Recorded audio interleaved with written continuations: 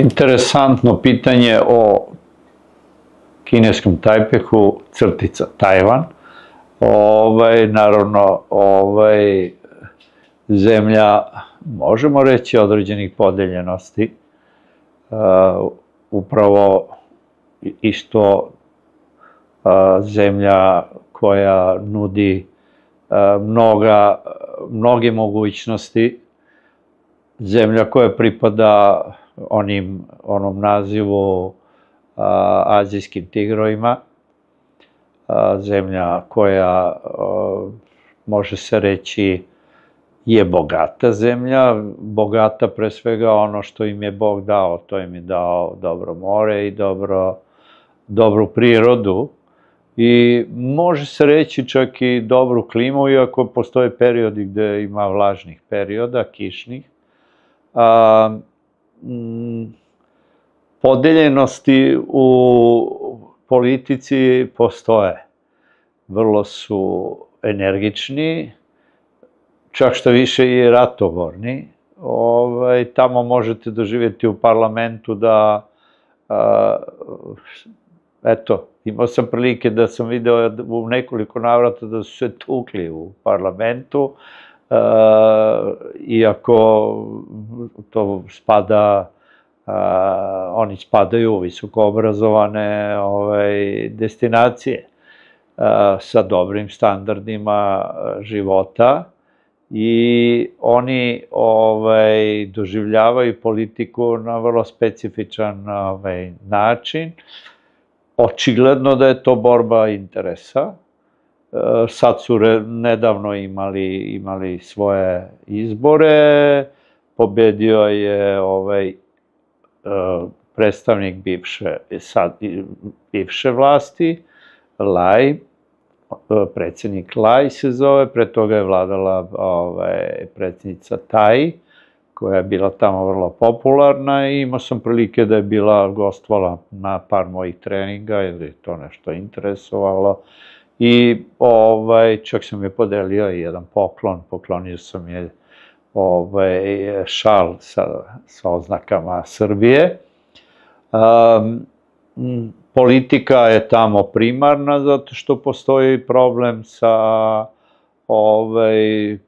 jednog dela stanovništva priznanja Kine i nepriznavanja Kine. To jest, Kina prihvata Tajvan kao svoju destinaciju, kao jedan deo svoje zemlje. Vlast koja je sada trenutno na vlasti, oni žele da naprave otklon od Kine. Mislim, moji utisci su da će Kina svojim načinom rada, svojim načinom, svojim sistemom ipak uspeti da se nametne Tajvanu. I naravno da postoji sada određen antagonizam. Bez obzira na to, ja sam imao prilike i živeo sam u gradu Kaohsiung, koji je krajnji jug, koji je u stvari više opredeljen prema Kini. Znači, postoje gradovi, jednostavno jedna grupacija, znači tamo postoje 3 partije. Interesantna je, recimo, kada sam video kako ide kampanja. Znači, oni obave u svojoj kampanji, traje dugo, za izbore, naprave jedan veći skup, tu snime svoje zvaničnike, glavne govornike i publika koja je došla da bodri tu partiju. A onda često vidite da negde u sred grada stoji čovek koji drži govor i iza njega po sistemu američkom još 10 ljudi, mlađih, starijih, i svi klimaju glavom, potvrđuju, a onda vidite da ispred njih nema nikoga osim kamere. A onda se u izveštavanju pojavi ona ista publika To je racionalizacija jednostavno troškova, ne mora da, ako putuje 10 ljudi i obilazi grad i uvek ima istu sliku ili malo drugačiju jer je napravljen snimak. I to me onako iznenadilo, ili idu na nekim džipovima i oni tu kroz ulicu govore, razglas, većina i ne sluša ništa, ali oni to sve snime i onda se napravi jedan interesantan snimak, ali ovo me oduševilo da nema nikoga ispred njih, a oni drže govor ljudima.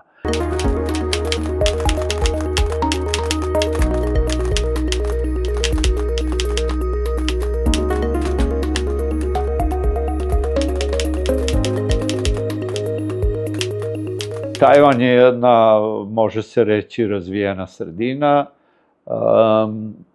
u kojoj postoji tradicionalnih stvari, naročito su poznate tajvanske ulična prodaja. Znači, bezbroj, u svakom gradu postoje ulične prodaje i to delovi gde se prodaje samo hrana, i to je izuzetno popularno i koliko je moguće higijena, ali nijednog, 5 godina sam proveo vodeći tu reprezentaciju, mušku reprezentaciju Tajvana, nikada nisam čuo da je neko se žalio posle jela, recimo na ulici, da je imao neke probavne probleme, da je to, znači sva ta hrana je dobro spremana i ovo, mislim da bi mogli malo da razmislimo o tome da na neki način napravimo neku opušteniju varijantu. Kod nas je opet svet najviše upućen na baš specifično opredeljene restorane i takve te neke mesta. Tamo je više opuštenih mesta gde možete jesti na ulici u vrlo interesantnim varijantama, da neko spremi neke svoje specifične stolice, gde je aranžman oko te male prodavnice vrlo interesantan, pa je tu neki papagaj, pa je to i sve to daje jednu finu egzotiku i tu je na njihovim ulicama bezbroj. Uveče to se svodi kao nekada što je postojao u Srbiji, naročito u manjim gradovima, korza. I na tom korzu se prodaje sve i svašta, tako i oni tu se viđaju, tu sede, tu nije primarno da bude neki nameštaj, da to se na malim hoklicama, imam i sada jednog prijatelja koji me je vozio, prilično imućan čovek i naravno išli smo Ferrarijem i kako smo išli Ferrarijem, on je rekao, vodim te na doručak. I onda smo došli, kako Ferrari ispušta one svoje zvuke, moćne mašine, samo smo stali pored jednog, meni je tu izgledala pijaca. I na kraju se ispostavilo da je tako, pijaca sa malim stoličicama i hoklicama i malim stolićem. On je samo rekao, verovatno, neku magičnu reč, oni su ga razumeli i doneli su nam supu u kesi, providnoj, doneli su nam kokošije nogice kuvane i tako to neke specijalitete koje oni jedu i onda ja sam to više gledao, on je kaže ti nisi gladan, ja kažem da, gladan sam, ali ne bih sada, tako da, a to je recimo, on je čovek zaista bogat, ali je, eto, to mu je zadovoljstvo. I oni obožavaju sve te tako male manufakture, svi to oni nešto rade. Vidite da neki, imate osjećaj da oni rade i da nemate osjećaj da oni nešto može da zarade to. A svi rade. Znači, i sve je otvoreno i svako ima svoje zanimanje i svaki čovek ispred svoje kuće može da otvori neku manufakturu, znači može da izbaci svoju tezgu, pri tome ne plaća porez. A u restoranima koji imaju manje od 6 stolova, takođe se ne plaća porez.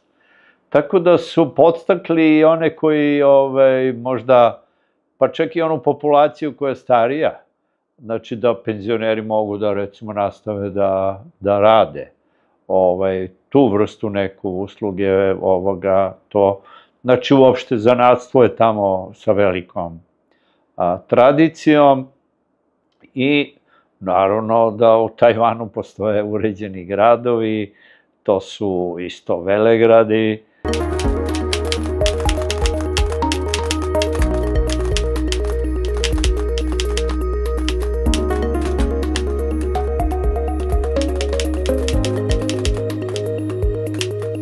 Ono što je posebno interesantno, a to je da je tamo prevoz neverovatan, znači tamo vozovi idu 300-350 km na sat, znači tamo postoji navika da ljudi, ne navika, nego mogućnost da neko radi na krajnjem jugu, a da radi na krajnjem severu i da odlazi na posao i da se vraća u toku dana.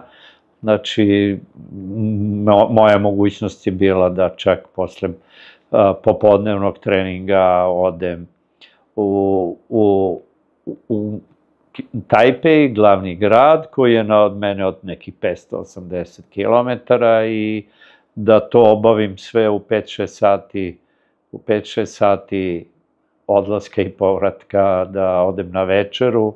Zamislite večeru 580 km dalje, završite večeru i vratite se u toku noći na svoju destinaciju. Znači, to je samo bilo moguće zato što je postojalo tajming. Završio sam trening u 6, u 6:15 sam imao dogovoren taksi do stanice, vozio me 10 minuta, imao sam par minuta da kupim kartu i da, jer ima bezbroj mogućnosti, nema gužve, i u tih par minuta pristiže voz tačno u minut ulazim, odlazim, putujem sat i po 580 km, izlazim, ulazim u metro, iz metroa odmah u restoran iznad destinacije gde mi je propisana, provodim s prijateljem 2,5 sata, vraćam se metrom, ulazim opet u voz i već sam tamo u 1 sat noću u svom krevetu.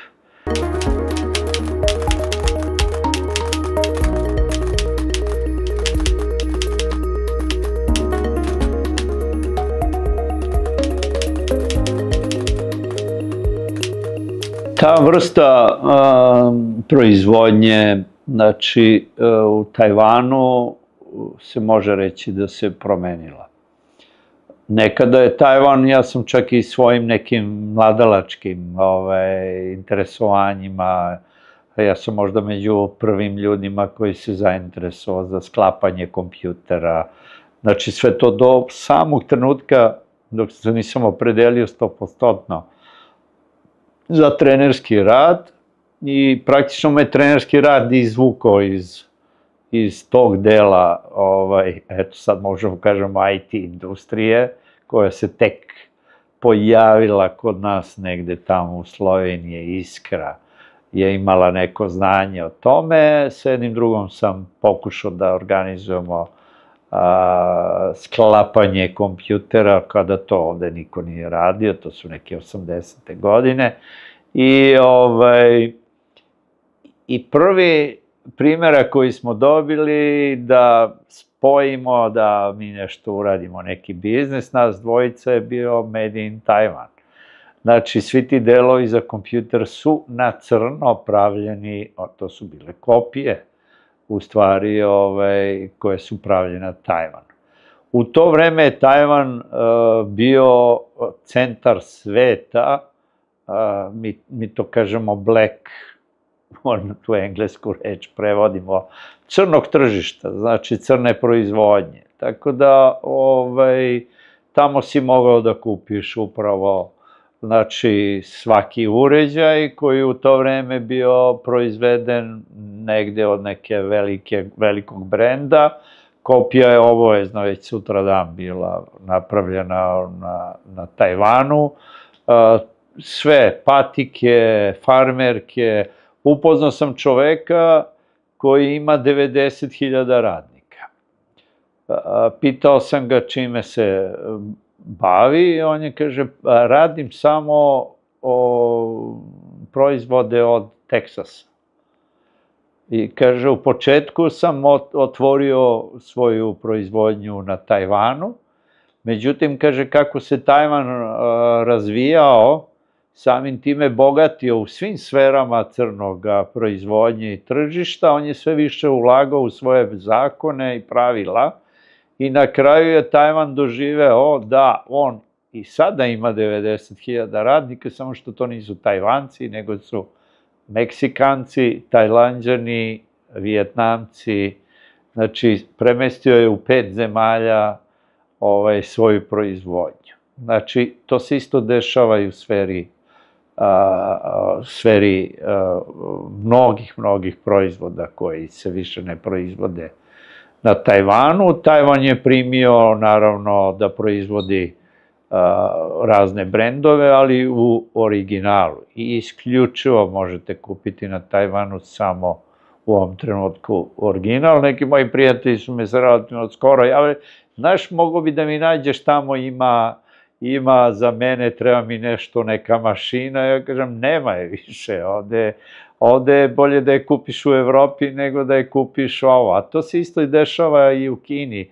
Znate, Kina prestaje da bude polako proizvođač tih starih oblika proizvodnje. Znači, u kineskim robnim kućama, pošto sam imao mnogo prilike da stalno boravim u Kini, i ranija i ovih 5 godina koje sam proveo na Tajvanu, brendovi najznačajniji su maltene skuplji nego u Evropi. Znači, oni su počeli da plaćaju ono što je i najskuplje u Evropi i oni čak imaju i veću cenu. To je onako prosto nevjerojatno da su se sve te velike tržni centri, postoji tačno kategorija tržnih centara koji ima ovaj brend, jedan drugi, neki tržni centri koji nemaju taj brend, oni već više nisu na tom.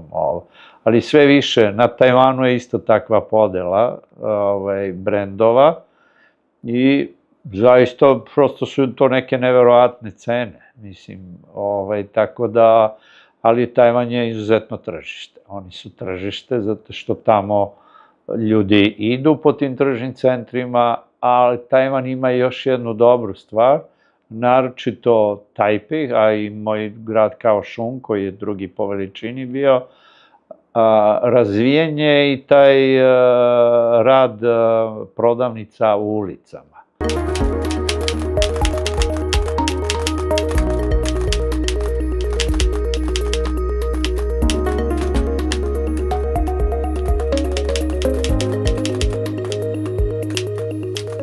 Sad kad krenete već i po Evropi, sve je ređe. Znači da rade trgovine, ono nešto što smo mi ranije navikli u Italiji, naravno. To ostalo, ali u ovim ostalim azijskim zemljama, za razliku od Tajvana, toga više nema. Znači sve je svedeno na tržne centre, a tamo na Tajvanu važi ta trgovina po ulicama. I kažem vam, specijalni ti tržni centri, takođe ulični. Znači, postoje, mi bi to nazvali buvlja pijaca, recimo, a u stvari oni to, i ništa to nije specifično uređeno. To su ogromne gužve, to je jedan kvart, samo odjedno vidiš deo gde se nudi hrana, odmah pored toga je ta buvlja pijaca, a pored njih je najžešća brendirana moguća tržnog centra i to na više strana. Tako da kod njih uopšte nema te smetnje. Ispred njihovih tih brendiranih tržnih centara prodaju se masovno neke male proizvodnje, tezgice, hrana, svega ima. Tako da nema nikakvih zabrana. Samo se to reguliše. Ko želi da nešto prodaje, postoje destinacija na 20 mesta tog dana i izađeš i to je jednostavno berza, ti ubodeš svoje mesto, platiš to mesto u visini recimo $20, znači ajmo recimo 2000 ili nešto i ti tog dana prodaješ na tom mestu i niko te, jednostavno si dobio svoj kod, ako neko dođe da proveri, ali oni to izuzetno poštuju, niko to neće doći da prodaje ukoliko to već nije rezervisao svoje mesto. Tako da ta trgovina ide. I na taj način se rešava i čišćenje, i neki porez, i sve to funkcioniše.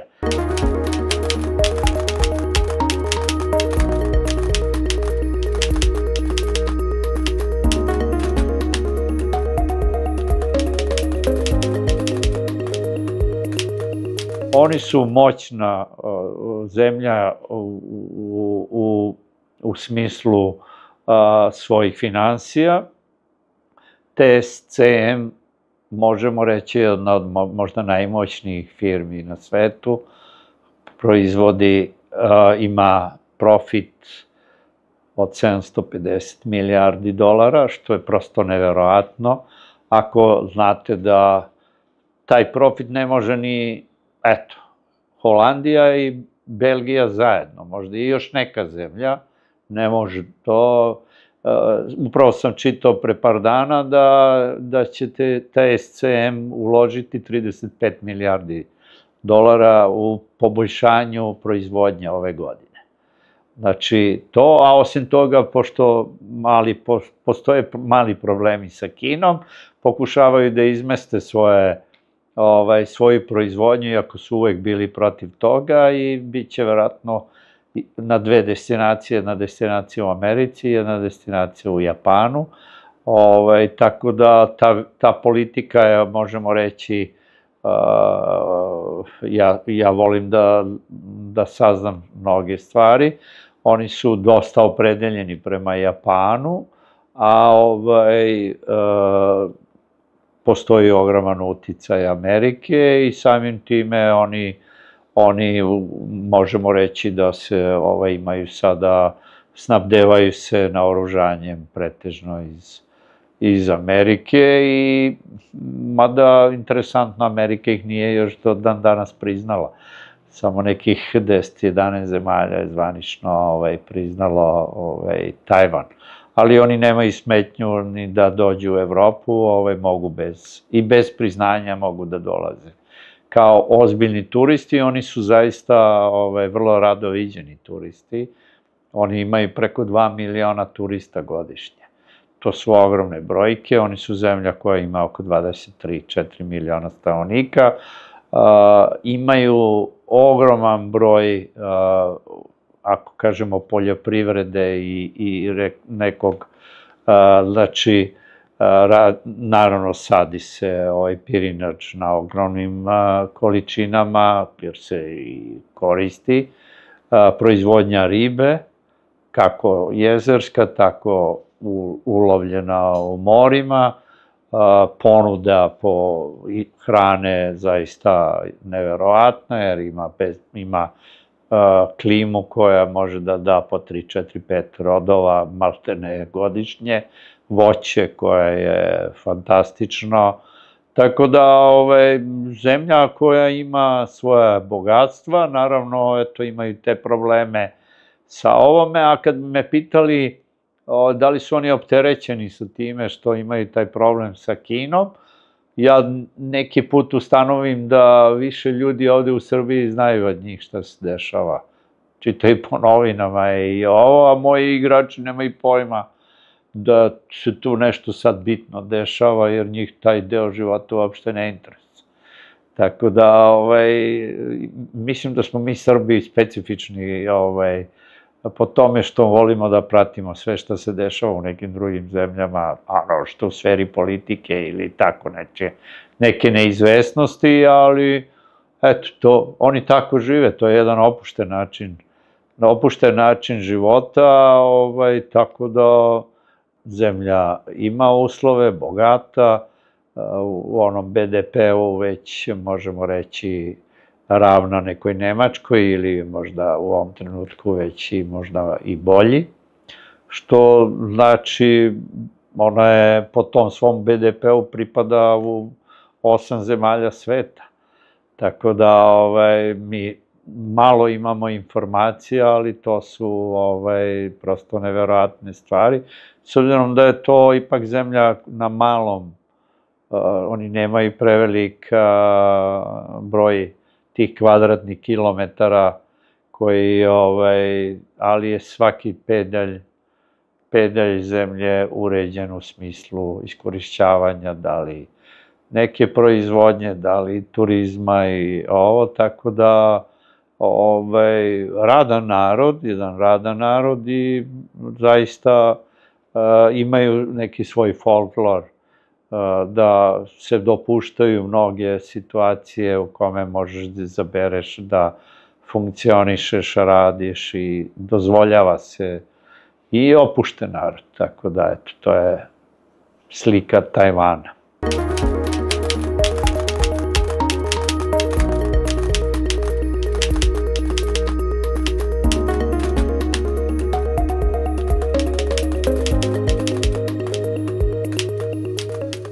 Eto, imao sam prilike, ono što je možda interesantno, pošto manje više ne govorimo mnogo o sportu, ali moram da kažem da smo 2 puta bili u prilici da pobedimo Kinu na azijskim igrama jednim pa drugim i to je izazvalo onako vrlo nezgodnu konotaciju u kome naravno, ja kao trener se radim na tome da moja ekipa uvek ali mislim da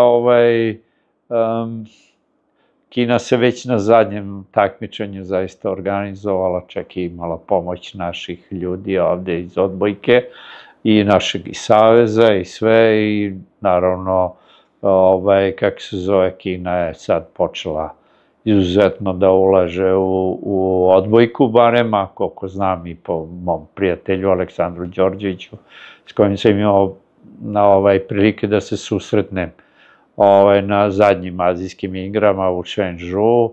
Šengžou vam je grad budućnosti, grad i sadašnjosti i budućnosti i perspektive, jer takvih gradova u Evropi nema.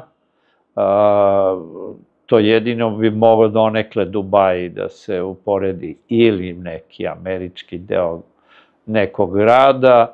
Jednostavno, to je prosto nevratan kakav je to napredak. Kinezi su u svakom smislu napredovali, to više nije destinacija u kome kažemo da su Kinezi nekad bili na jedan način, oni su sada potpuno neki drugi ljudi, drugačije sada funkcionišu, brzo uče, brzo napreduju i upravo možda i kažu su pravu Amerikanci koji se bore za neku svoju prevlast u ekonomiji, pre svega da im je Kina možda i najveći protivnik, ali ako ga oni tako to nazivaju, ali neko ko verovatno će sigurno ili već ugrozio taj ekonomski primat.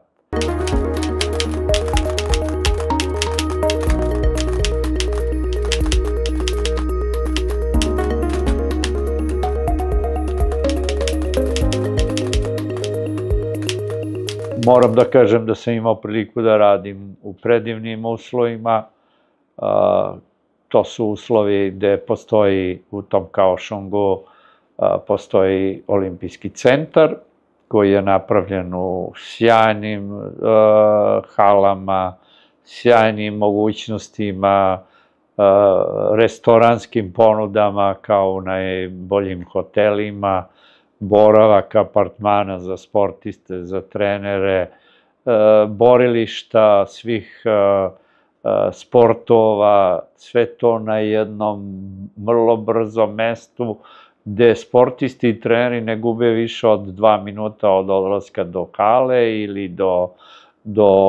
do ručka, večere, doručka, obezbeđene profesore koje dolaze za studente, jer moram da nagovestim da tamo ne postoji profesionalni sport.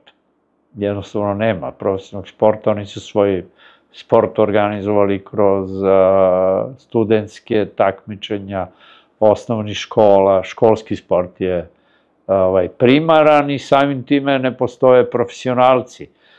Ja moram da se pohvalim da smo, kad sam otišao, da smo zauzimali 4. mesto na rankingu zemalja u odbojci, što je vrlo interesantno.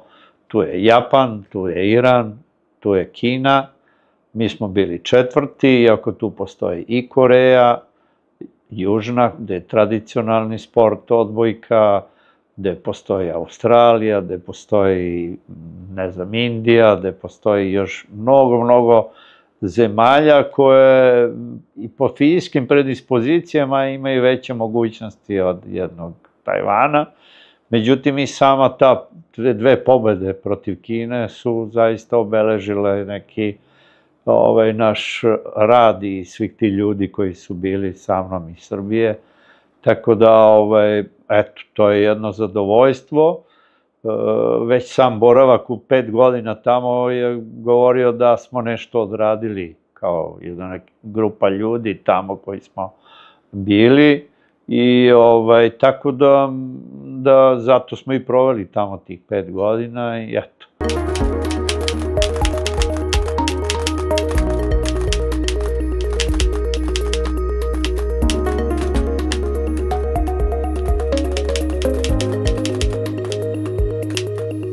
Tajvan zaista isto turistički može ponuditi svakom turisti sve što se dešava na vodi, a ima čak i planinski deo koji, boga mi, ima niskih temperatura, tamo zna da bude u nekom delu godine i hladno, tako da ima raznolikosti u klimi, iako je on izdužen pa po širini nije previše, to je neki 100-150 km, a gore ide 600 km, znači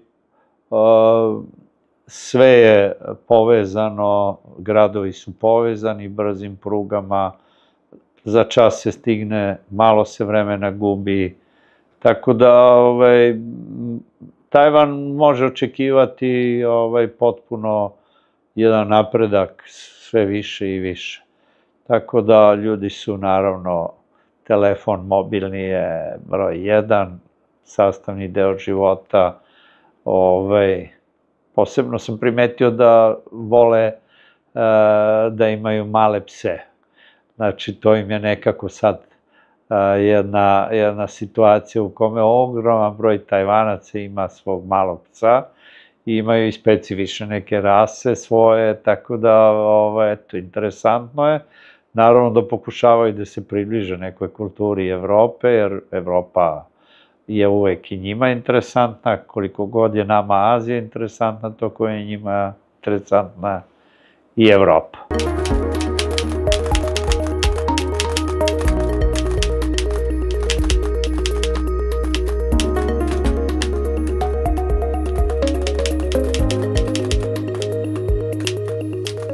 Moram da kažem da ste mi postavili teško pitanje.